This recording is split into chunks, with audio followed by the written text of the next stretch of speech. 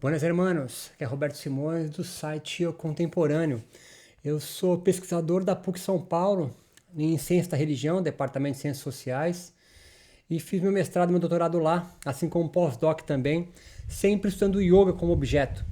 No meu mestrado eu fui entender como os textos modernos do yoga, de Vivekananda para frente, até Iyengar, De Rose no Brasil, Hermógenes, estavam sendo ressignificados pela biomedicina. E eu fui investigar isso no meu mestrado. O doutorado me surgiu uma outra pergunta que foi: será que os kleshas, que é sempre os obstáculos no yoga, né, considerados anteriormente aí, ou historicamente, ou tradicionalmente, como a ignorância e seus 4 filhos, apego, aversão, medo da morte, o orgulho, também foram transformados no contato com o mundo moderno, assim como foram as suas escrituras? E aí eu saí a campo e entrevistei 10 yogis no Brasil, de Hermógenes, a De Rose, a Pedro Kupfer, Marco Schultz, Marco Rojo, Camila Reitz e outros, e mais 3 cientistas que investigam o yoga como terapia e cura. E o meu pós-doc eu fui enveredar na história social, política, econômica e religiosa, obviamente, do yoga na América Latina. Desde sua chegada lá em 1900 em Cuba, com Catherine Tingley, até César Della Rosa e Léo Costé, que vai trazer o yoga aqui para o Brasil, por exemplo, esse francês. E agora, o que eu estou fazendo aqui? Eu estou aqui porque convidar ou parabenizar, dependendo de onde você estiver, ou se caiu de paraquedas. Isso aqui é uma aula introdutória de uma apresentação de um curso chamado Desformação de Yoga e Meditação, ou Desformando Yogis Meditadores.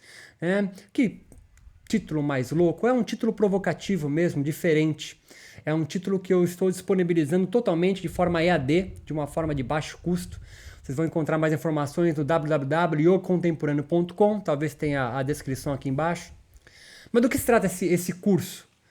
De uma lacuna que eu fui percebendo há mais de uma década, pesquisando. Eu também sou um professor de yoga e frequentando, que eu também sou professor em cursos de formação. Qual a lacuna? Os cursos de formação para professores de yoga, o próprio nome já diz, tem um foco muito específico, na sua grande maioria, talvez não o seu, não que sou professor, mas de capacitar pessoas ao mercado de trabalho, para ser um professor, para dar aula para pessoas no mercado de trabalho, ter sua academia, talvez levar pessoas para visitar espaços sagrados na Índia, vender produtos como satsangs, como livros. E qual a lacuna que eu encontrei?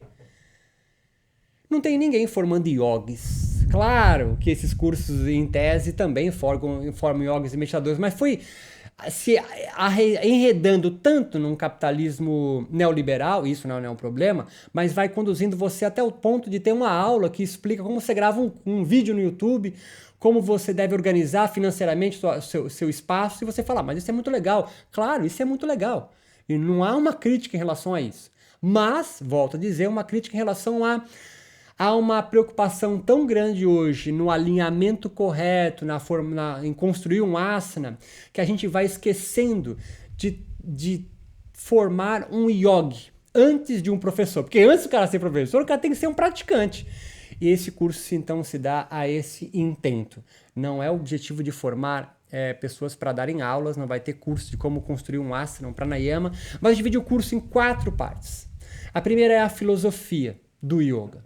E aí, eu vou fazer algo também diferente e provocador. Eu vou, claro, beber nos textos do yoga, mas eu vou partir do pressuposto, ou pelo menos vou trazer uma perspectiva do yoga sobre a filosofia não dual ou monista no yoga, ou do yoga, dependendo da sua vertente, mas eu vou na perspectiva não dual. Então eu vou pensar nas narrativas, então, que são diferentes da construção judaico-cristã.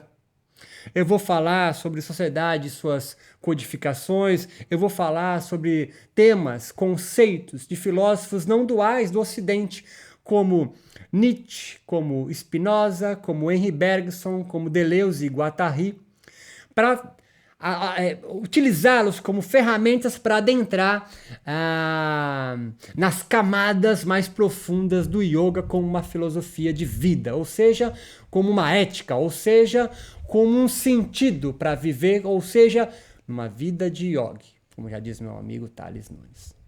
O segundo módulo desse curso é sobre a fisiologia. Eu escrevi um livro há uma década atrás com meu amigo chamado Marcelo Arias, hoje doutor em psicobiologia, com a neurobiologia e filosofia da meditação. Esse livro é de minha autoria, junto com Marcelo Arias. Então, esse módulo no curso Desformação de Yoga e Meditação, eu vou esmiuçar esse livro, vou explicar o que acontece no teu cérebro quando você medita, quais são os hormônios, quais são os neurotransmissores, áreas do cérebro, e também explicar como funciona o seu corpo, né, fisiologia, durante as práticas do yoga. No terceiro módulo, eu vou adentrar no que eu chamo de lado humano do yoga, ou seja, pesquisas em humanas, pesquisa em sociologia, antropologia, história, investigando o yoga como objeto, assim como eu fiz no meu mestrado, doutorado e o pós-doc, não como uma panaceia, não como um remédio, algo para curar dor nas costas, cefaleia, câncer,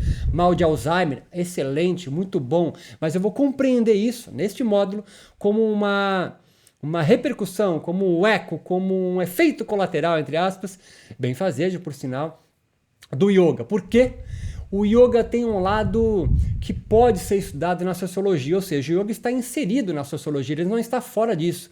Se está inserido no campo social, ele está inserido também em todas as suas repercussões religiosas, espirituais, econômicas. Olha aí, você abrindo um ashram, porque você vai entender, por exemplo, por que o yoga só prospera em bairros de rico, no mundo inteiro.